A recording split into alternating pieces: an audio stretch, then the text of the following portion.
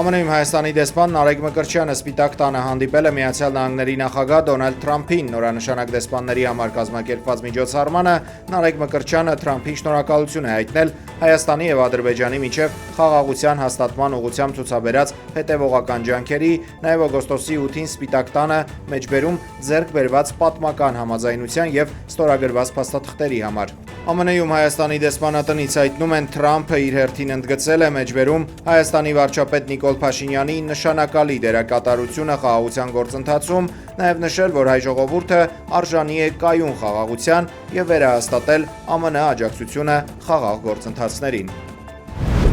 Ես ում նշեմ, որ այդ տեղեկատվությունը չի համապատասխանում։ Հակակոռուպցիոն կոմիտեում քննվող քրեական վարույթի շրջանակում պետական եկամուտների կոմիտեի նախկին բարձրաստիճան պաշտոնյա է ձերբակալվել պաշտոնայական լիազորությունները չարաշահելու մեղադրանքով։ Լրատվամիջոցների տեղեկություններով ձերբակալվածը ՊԵԿ նախագահի նախկին տեղակալ Վախթանգ Միրումյանն է։ Նախաքննության շահերից ելնելով հակակոռուպցիոն կոմիտեն այլ մանրամասներ չի հայտնել գործի վերաբերյալ։ Քաղաքացին էկոնոմիկայի նախարարության շենքի դիմաց բենզինում է թշնամուն խորագրով ակցիա է արել։ Բենզինով լի շշի մեջ ցորենի հասկեր է դրել։ Քաղաքացին այսպես արտահայտել է իր բողոքը ադրբեջանական բենզինի եւ Ադրբեջանի տարածքով հացահատիկի ներկրումների դեմ։ Երեքշաբթի ռուսական մամուլը հայտնեց, որ ցորենով բեռնված գնացքը Ադրբեջանի տարածքով գալիս է Հայաստան։ Մինչև այս տարվա վերջ նախատեսվում է Ադրբեջանով Հայաստան բերել 2000 տոննա ռուսական ցորեն։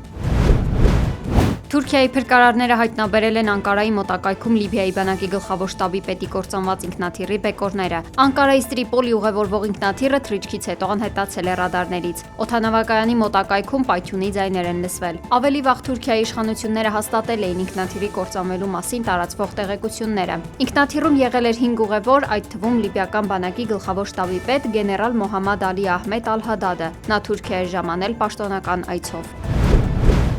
Ֆրանսիայի Էրո դեպարտամենտում հայտարարվել է վտանգի ամենաբարձր կարմիր մակարդակ չդադարող ջրհեղեղների պատճառով, հայտնել է Météo France օդերևութաբանական ծառայությունը։ Ջրհեղեղի պատճառը վերջին օրերին Էրո գետի մակարդակի սովորականից ավելի արագ բարձրացումն է։ Լոնդոնից Մոնպելիե թռչող ինքնաթիռը փոթորկի պատճառով տեղափոխվել է Մարսել։ Ուղևորներին ավտոբուսով տեղափոխել են Մոնպելիեի օդանավակայան։ Օդերևութաբանական ծառայությունից հայտնել են, որ ջրհեղեղի մակարդակը կշարունակի բարձր մնալ ևս 2 օր։